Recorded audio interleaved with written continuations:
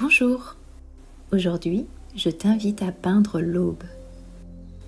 Un champ de fleurs encore flou, encore humide. Une nouvelle saison qui s'annonce et un verset qui murmure.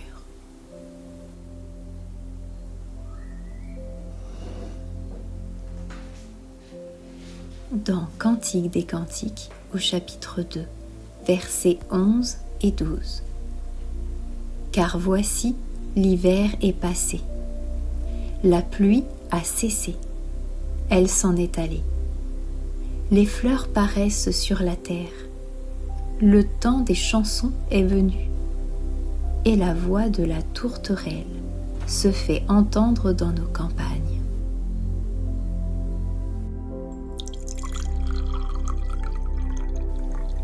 Ce verset m'accompagne tout le mois de mars et je voulais le peindre avec toi. Pas de manière littérale, mais de manière à ressentir ce qu'il dit. Alors, installe-toi, prends ton matériel ou regarde simplement. On prend notre temps. Juste peindre, respirer et laisser ce verset pénétrer nos cœurs. En hébreu, ce verset insiste. 3 fois, il affirme que l'hiver est fini. L'hiver est passé, la pluie a cessé. Elle s'en est allée pour elle-même. Pas passera, pas va passer, est passé. Elle a cessé, elle s'en est allée. 3 affirmations, comme si Dieu voulait nous convaincre que c'est vraiment terminé. Parfois, on a du mal à croire que la saison difficile est finie. Alors Dieu répète, il insiste, il rassure. Et puis, le verset continue. Les fleurs paraissent sur la terre. Le verbe hébreu, c'est apparaître, se montrer. Et enfin, le temps des chansons est arrivé. Pas va arriver, est arrivé. Tout est au passé ou au présent accompli. Ce n'est pas une promesse pour demain, c'est une réalité pour aujourd'hui.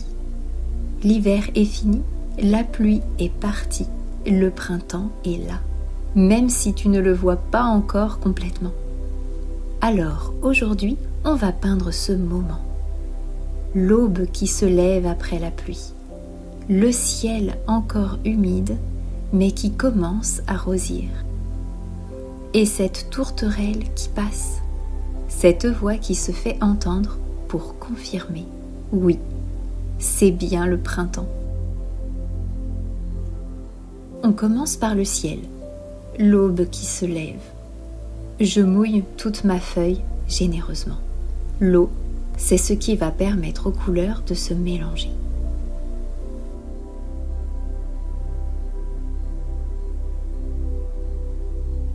En mouillé sur mouillé, les couleurs vont se mélanger sans contrôle total. Comme les saisons de vie où tout semble flou. L'aube, c'est ce moment où la nuit n'a pas encore complètement cédé, mais la lumière commence doucement. C'est un peu ce que dit le verset. L'hiver est passé. Pas le printemps a explosé, ni tout est devenu parfait d'un coup. Juste, l'hiver est passé. Parfois, le renouveau ne commence pas par une explosion de couleurs. Il commence par une lueur, petite mais réelle.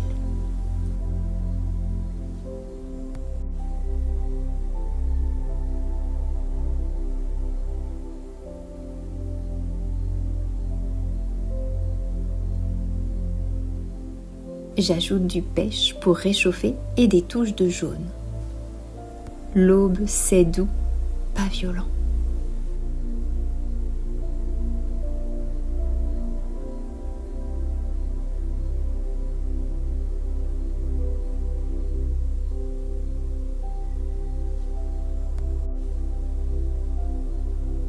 Et un peu de parme pour les nuages. ce qui reste de la nuit, de la pluie qui vient de cesser. Je ne contrôle pas tout, je laisse les couleurs se mélanger. Parce que l'aube, ce n'est jamais net, c'est flou, vaporeux, fragile. Maintenant, on prépare le champ de fleurs. Mais attention, on ne va pas peindre les fleurs réalistes. On va peindre une impression, comme si c'était loin. Comme si on regardait à travers les dernières gouttes de pluie. Je vais poser du parme, du vert prairie. Tout reste flou, vaporeux, comme un voile.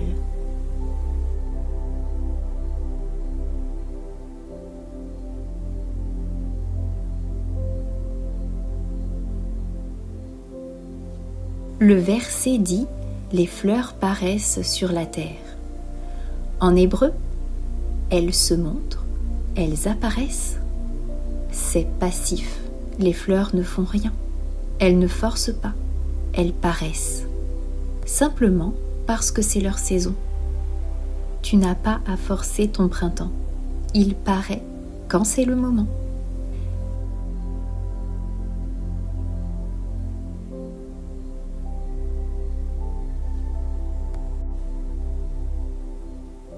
Ici, les fleurs ne sont pas encore nettes. Elles sont là, mais floues, parce que l'aube vient juste de commencer.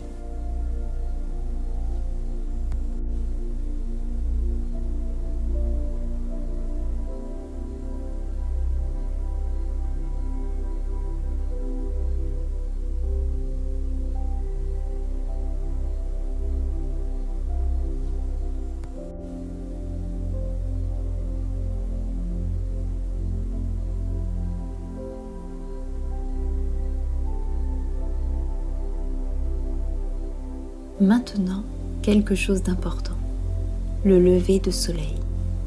Parce que l'aube, ce n'est pas juste la fin de la nuit, c'est l'arrivée de la lumière. Je vais ajouter du pêche et du jaune, là où le soleil commence à pointer, juste assez pour qu'on sente sa présence.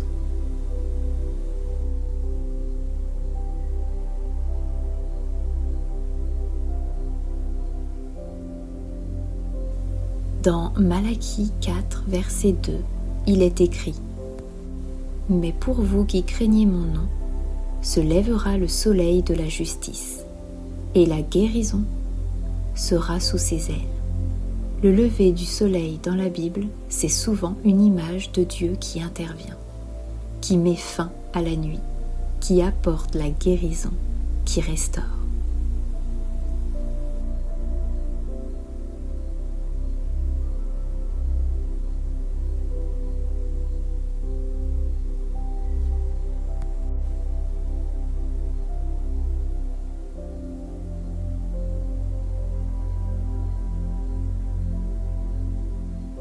Peut-être que ton hiver a été long, peut-être qu'il a laissé des blessures, mais regarde, le soleil se lève, pas parce que tu l'as mérité, ni que tu as été parfaite, mais simplement parce que c'est l'heure, le moment où Dieu dit « Maintenant, lumière ».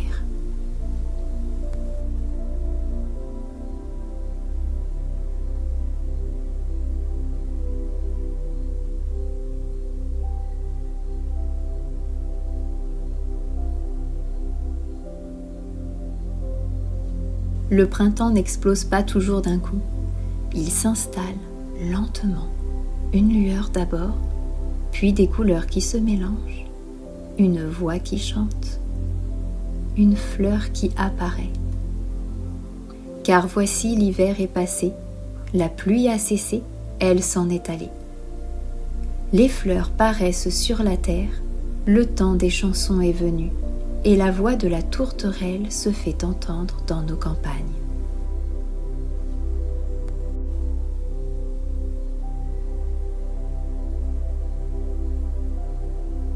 Dans Lamentation 3, versets 22 et 23, les bontés de l'Éternel ne sont pas épuisé.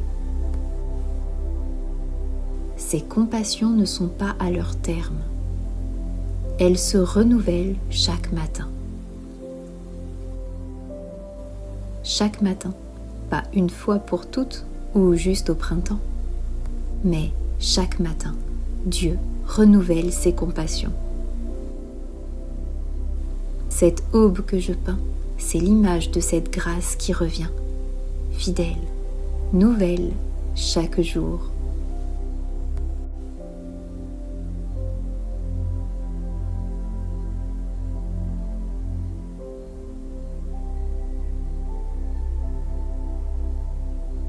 Je vais maintenant prendre un pinceau propre et retirer un peu de couleur pour sculpter les rayons, la lumière qui traverse les nuages.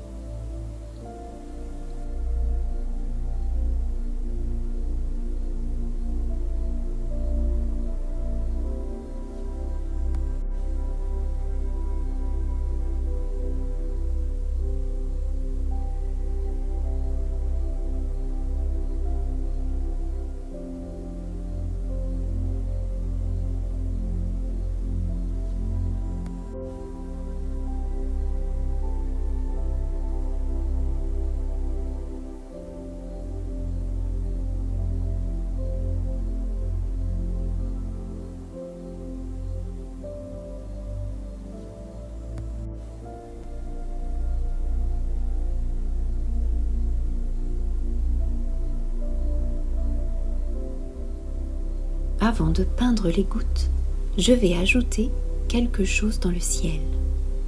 Des halos de lumière. Je vais faire quelques retraits. Avec de l'eau et un pinceau, je mouille légèrement le papier en grattant doucement de façon circulaire pour retirer les pigments. Puis je tapote avec un mouchoir. Et voilà, les halos de lumière apparaissent comme des gouttes scintillantes. Ça me fait penser à Ézéchiel 1, verset 28. Tel l'aspect de l'arc qui est dans la nue en un jour de pluie, ainsi était l'aspect de cette lumière éclatante. C'était une image de la gloire de l'Éternel. Ces lumières, ces cercles lumineux qui apparaissent, c'est ce qu'Ézéchiel a vu, après la pluie, une lumière éclatante, circulaire, qui entoure, une image de la gloire de Dieu. C'est peut-être ce que tu vois déjà dans ta vie. Pas encore le plein jour, ni le soleil éclatant, mais des lueurs, des moments où tu as senti la présence de Dieu. Des petites victoires, des petites grâces, elles brillent et elles annoncent que oui, le jour vient. Et puis maintenant, les gouttes de pluie. Le verset dit « La pluie a cessé, elle s'en est allée ». Elle est partie pour elle-même. C'est une expression hébraïque qui renforce l'idée. Elle est vraiment partie. Elle ne reviendra pas. Alors, je vais peindre les dernières gouttes, celles qui restent, mais qui vont partir. En glacis, très léger, presque transparent, je fais des petits ronds sur la gauche de la feuille, comme des gouttes qui tombent encore, mais de moins en moins.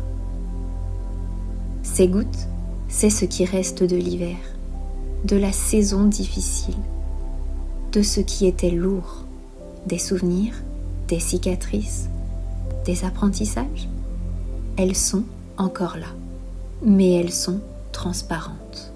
Elles ne pèsent plus vraiment parce que la pluie a cessé, elle s'en est allée.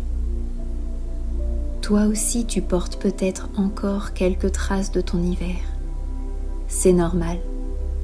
Elles ne disparaissent pas d'un coup. Mais regarde, elles sont transparentes maintenant. Elles ne dominent plus, elles ne racontent plus toute l'histoire, elles ne te cachent plus la vue.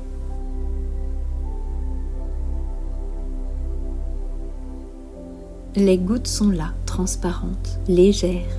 Elles ne dominent pas, mais elles nous rappellent quelque chose d'important.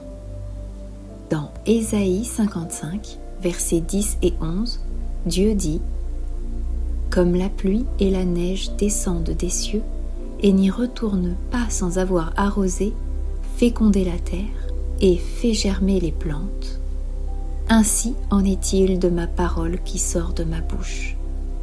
Elle ne retourne point à moi sans effet, sans avoir exécuté ma volonté. » La pluie dans la Bible, ce n'est pas toujours une punition.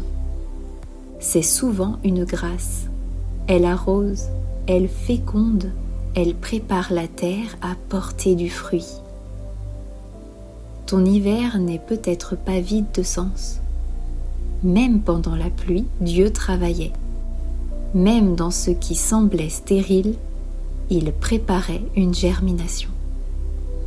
Les gouttes qui restent, ce ne sont pas juste des cicatrices, ce sont des traces de ce que Dieu a fait pousser en toi, même quand tu ne voyais rien fleurir. Dans Psaume 126, verset 5, « Ceux qui sèment avec larmes moissonneront avec chant d'allégresse. » Les larmes de l'hiver ne sont jamais perdues.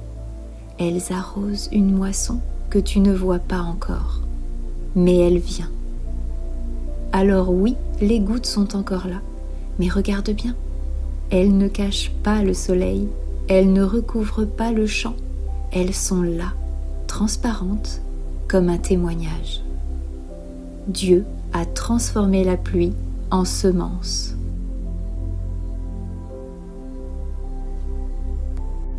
Et la voix de la tourterelle se fait entendre dans nos campagnes. En hébreu, la voix, le son, est étendu, se fait entendre. Dans notre pays, notre terre. C'est personnel, c'est intime. La tourterelle ne chante pas quelque part, elle chante chez nous, dans notre espace, dans notre vie. La tourterelle, en Israël, c'est un oiseau migrateur. Elle revient au printemps, toujours fidèlement.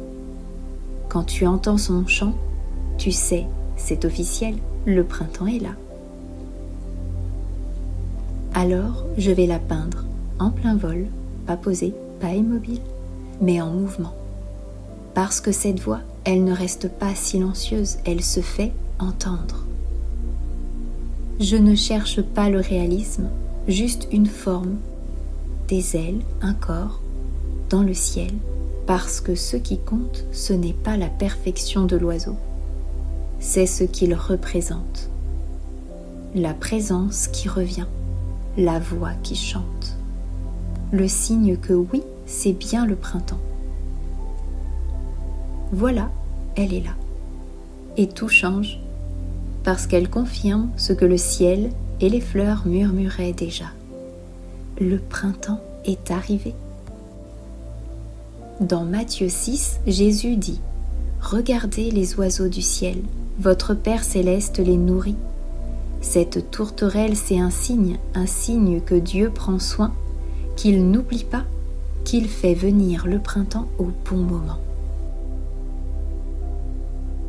En bas à droite, une petite touffe de fleurs, plus nette que le reste du champ. Pourquoi ?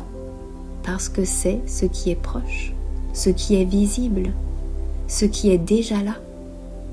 Le champ derrière est flou, parce que c'est la promesse, ce qui vient, ce qui va grandir. Mais cette touffe-là, elle est nette, elle est là, maintenant. C'est un peu comme notre foi. Parfois, on voit loin, on espère, on croit que Dieu prépare les choses. Mais parfois, on a besoin de voir quelque chose de net, de proche, de tangible. Ces fleurs, c'est ça, un petit morceau de printemps que tu peux déjà toucher. Dans ta saison, quel signe de printemps vois-tu apparaître ?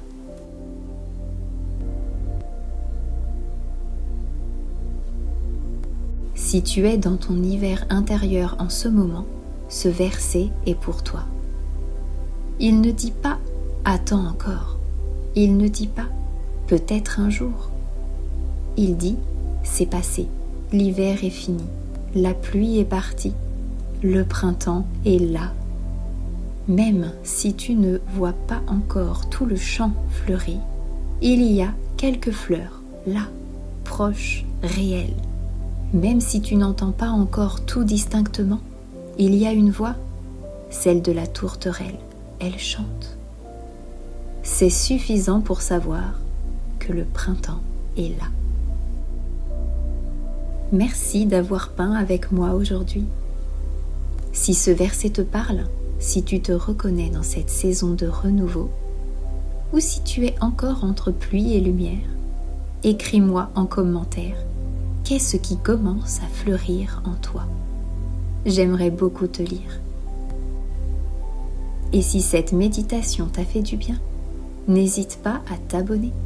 Chaque mois, je partage une nouvelle méditation créative comme celle-ci. Un verset, une aquarelle, un moment pour respirer.